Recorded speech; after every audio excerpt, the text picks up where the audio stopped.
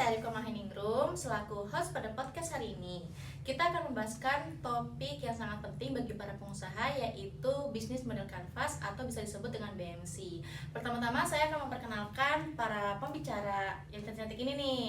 Yang pertama itu ada Kakak Vika. Hai. Lalu ada Kak Putri. Hai. Dan yang terakhir ada Kalia. Hai. Oke, karena kita semua sudah memperkenalkan diri, maka kita akan lanjut ke segmen berikutnya. Check it out. Bisnis model kanvas atau BMC adalah sebuah alat yang membantu para pengusaha untuk memahami dan merancang model bisnis mereka. BMC juga terdiri dari 9 blok utama yang menggambarkan bagaimana bisnis bekerja dan bagaimana mereka menciptakan nilai bagi pelanggan. Ya, benar sekali nih Kak Rifka. Jadi bisa dibilang juga BMC adalah miniatur atau bentuk simpelnya dari proposal bisnis. Yang tadinya kalau di proposal bisnis itu berlembar-lembar, berbab-bab, di BMC ini bisa dirangkum nih dalam satu halaman saja.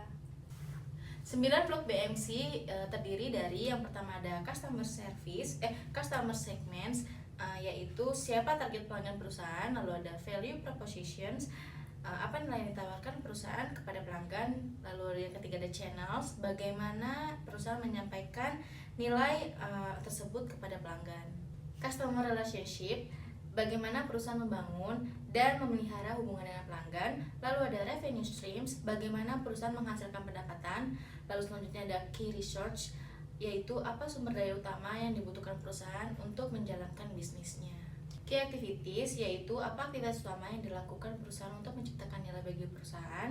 Lalu ada key partnerships, yaitu siapa mitra utama yang dibutuhkan perusahaan untuk menjalankan bisnisnya. Dan yang terakhir ada cost structure, apa struktur biaya utama yang dimiliki perusahaan.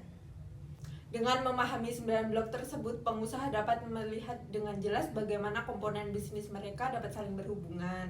Ini juga dapat membantu mengidentifikasi peluang dan tantangan baru, serta untuk membuat keputusan bisnis yang lebih baik lagi. Oke, lalu bagaimana cara menggunakan bisnis model kanvas tersebut? Nah, cara menggunakan bisnis model kanvas tentunya menggunakan beberapa langkah. Yang pertama yaitu dengan memahami segmen pasar, mengidentifikasi nilai yang ingin diberikan kepada pelanggan, mengevaluasi biaya yang tepat, dan yang terakhir yaitu dengan memperbaiki model bisnis yang sesuai dengan kebutuhan. Dengan mengikuti langkah-langkah tersebut, pengusaha dapat membuat bisnis model kanvas yang lengkap dan akurat. Ini akan menjadi alat yang sangat berharga untuk membantu mereka membangun bisnis yang sukses. Oke, kalau gitu boleh dong Kak, saya mau nanya nih, di usia semuda ini kalian sudah merancang bisnis apa aja nih Kak? Oke, jadi kebetulan bisnis kita ini bergerak pada bidang makanan nih Kak Rifka, namanya Nyemilkuy. Di sini kita jualan snack-snack ringan, yaitu ada basreng, terus juga ada keripik kaca, terus juga ada kerupuk seblak, dan juga ada makaroni. Nah, untuk variannya sendiri kita ada tiga varian rasa, yaitu ada rasa original, hot, dan juga jeletot. Oke, kebetulan di sini juga kita bawa satu sampelnya nih Kak Rifka. Di sini kita bawa basreng rasa hot. Di sini udah tercantum juga komposisinya, terus juga ada rasanya, terus juga ada kontak person kita, ada Instagram dan juga WhatsApp. Oke teman-teman, kalian jangan lupa follow IG Nyemilkuy dan jangan lupa juga untuk membelinya. Oke, saya mau nanya juga nih, kenapa sih kakak-kakak ini memilih bisnis ini? Kita memilih bisnis ini karena sekarang kan lagi tren ya cemilan pedis gurih gitu. Selain itu kayak anak muda, orang tua juga menyukainya. Jadi kita memulai bisnis ini dan alhamdulillah usaha kita berjalan dengan lancar dan sudah banyak peminatnya.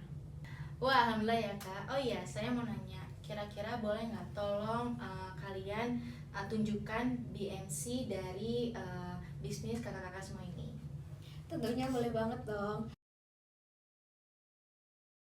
Berikut BMC dari kami. Yang pertama itu ada key partner. Nah, di sini kita itu menjual di toko snack kampus, terus ada pengiriman melalui kurir, dan tersedia juga di Alfamart dan Alfamidi.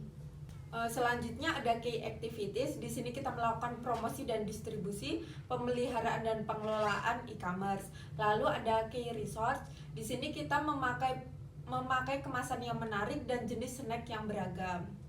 Oke, selanjutnya pada bagian channels dari bisnis kita ini, kita berinteraksi dengan pelanggan itu melalui ada Instagram, namanya @nyemilkuy. Nanti buat teman-teman boleh kepoin IG-nya @nyemilkuy. Di situ juga udah tersedia link e-commerce kita, ada Shopee, terus juga ada nomor WhatsApp.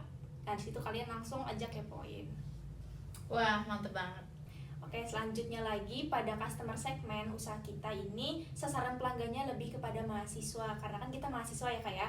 Lalu kita juga sasarannya kepada orang-orang yang emang menyukai snack-snack ringan, seperti itu Kak. Wah, keren banget ya kakak-kakak mahasiswa ini. Ngomong-ngomong, saya mau tahu nih, modal awal bisnis kalian itu dari mana ya? Nah, untuk modal awalnya kita itu menggunakan uang bersama, yaitu di angka 120.000 dengan kita membeli di distributor masing-masing di harga 30.000. Lalu kita menjualnya dengan per 100 gram di harga 12.000 di Karifka. Nah, selanjutnya kita ada revenue stream, yaitu pendapatan dari hasil penjualan kita berada di angka 288.000 dengan total 24 produk yang terjual.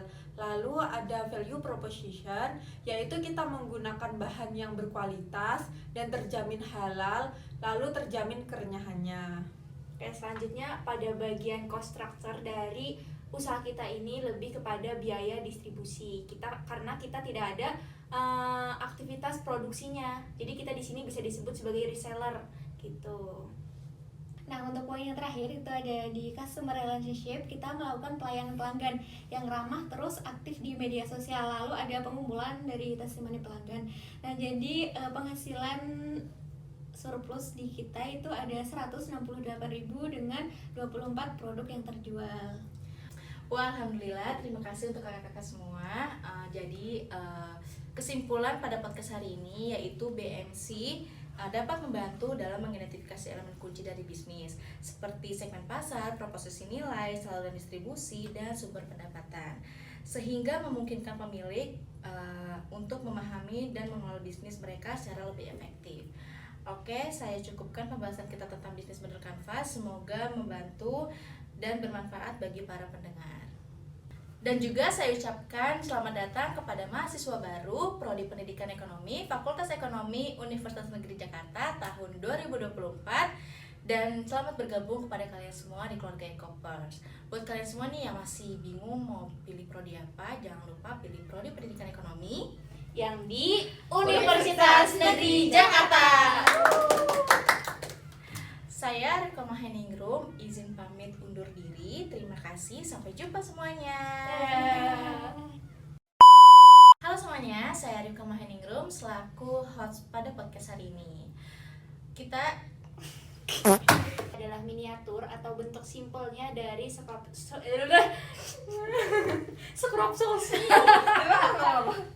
apa sih? Propos.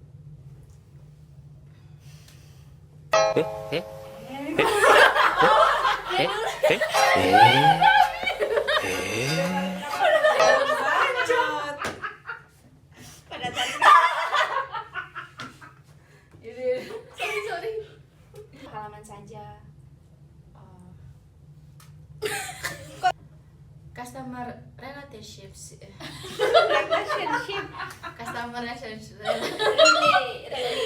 Customer relationships Serta untuk membuat keputusan yang lebih baik. ya, Yang lebih baiknya kan ya.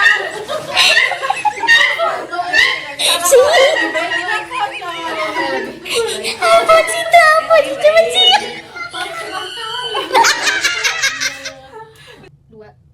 Oke, selanjutnya saya mau nanya, lalu bagaimana cara menggunakan bisnis model Canvas tersebut? Nah, cara menggunakan bisnis model Canvas tentunya menggunakan beberapa langkah. Yang pertama itu Dia kata gue baik, tadi ngomong kata gue. Gak apa-apa. Ini udah bagus. Baru jalan 20 detik loh. Maaf. Entah kayak mana orang ini ya kan. Ini dia ngomong kalian gue. Udah. Ya. Udah belum? Udah belum? Udah ya. Udah. Ya. Udah. Maaf, maaf. 1, 2,